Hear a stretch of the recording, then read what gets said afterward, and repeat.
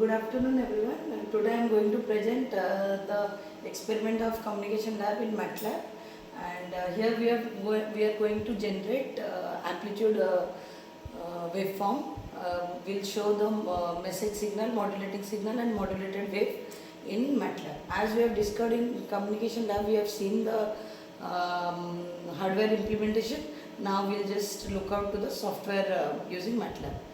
So what is Matlab?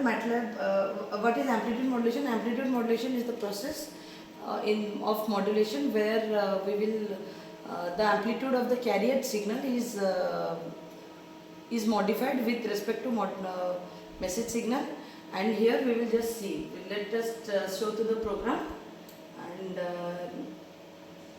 this is close all, where we will close all the coming final on the screen, the programs on the screen, then clear all, where we'll clear all the programs or clear on the screen, then close. If any current in the command window, anything is applicable, we'll just close it.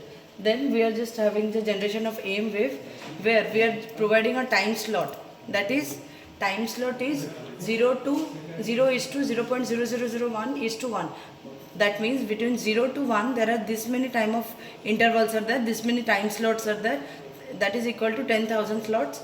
Then we are providing the amplitude as 3, then the message signal we are providing as 10 Hz, that is FM, and FC is the carrier frequency, the frequency of the carrier signal, that is 100 Hz.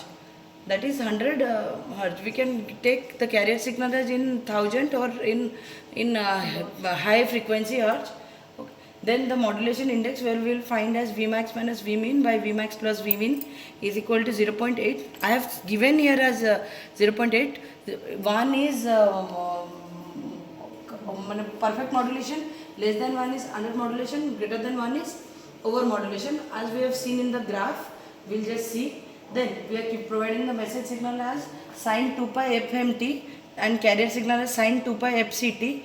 Then we are providing the AM equation of the amplitude modulation, that is A into amplitude into 1 plus M into M1 into C1. So one here total we have produced the modulation, we have produced the product. So again for showing the product we have to do dot into C1. Then we have subplot, as in Matlab we have to show in here we have 3 graphs. One is a modulating signal, message signal, carrier signal and modulated wave. 3 signal.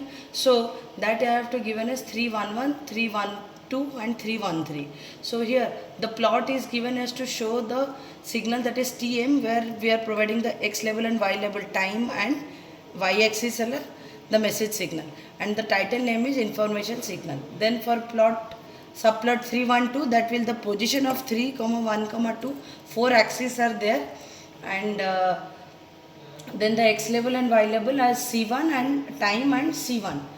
The title is the carrier signal. Finally the subplot where X level is time, Y level is AM amplitude modulation, and the title is amplitude modulation wave.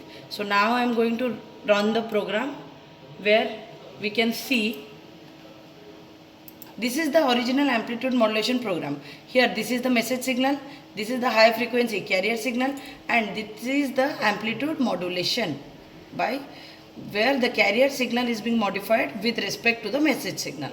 Now we got the graph as this. This is the figure window, where we'll see this is the message signal. As you can see, this is the message signal, this is the high frequency carrier signal, and this is the modulation wave.